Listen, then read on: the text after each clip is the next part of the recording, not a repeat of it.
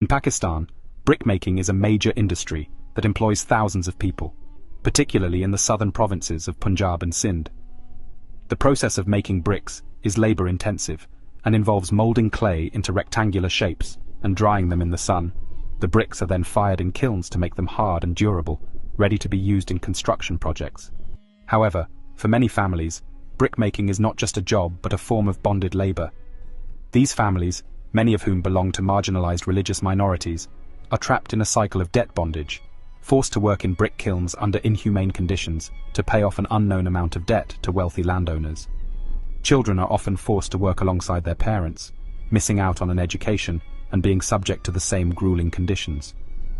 Although Pakistan abolished forced labor in 1992, the law is not well enforced, and kiln owners often have government ties, which make it easier to escape enforcement.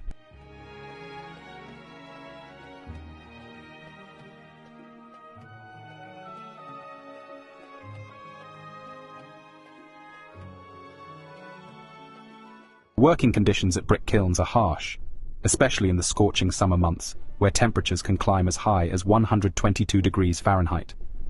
Workers are often not provided with sufficient protective gear or access to clean drinking water, leaving them vulnerable to heat stroke and dehydration. The work is physically demanding, with workers required to lift heavy loads of clay and bricks for hours on end.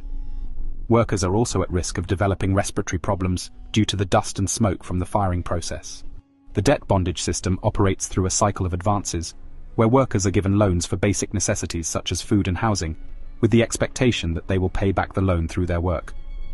However, these advances often come with exorbitant interest rates, and workers are rarely paid the exact amount they owe. Many workers are forced to take out additional loans to cover their basic needs, leading to an ever-increasing debt that they can never hope to pay off. Bonded labor is also prevalent in the surgical instruments industry.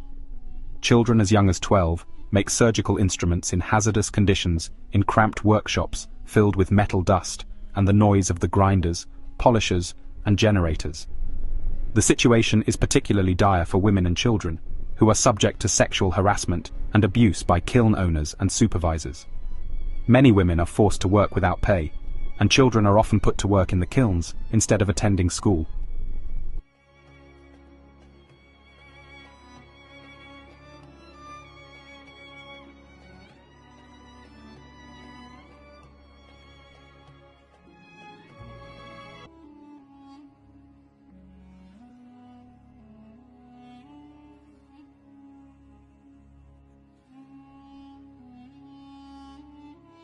Despite the government's efforts to outlaw bonded labor in 1992, the practice remains widespread across Pakistan.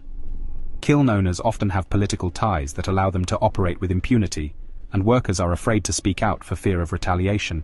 However, there are organizations working to combat bonded labor in Pakistan and support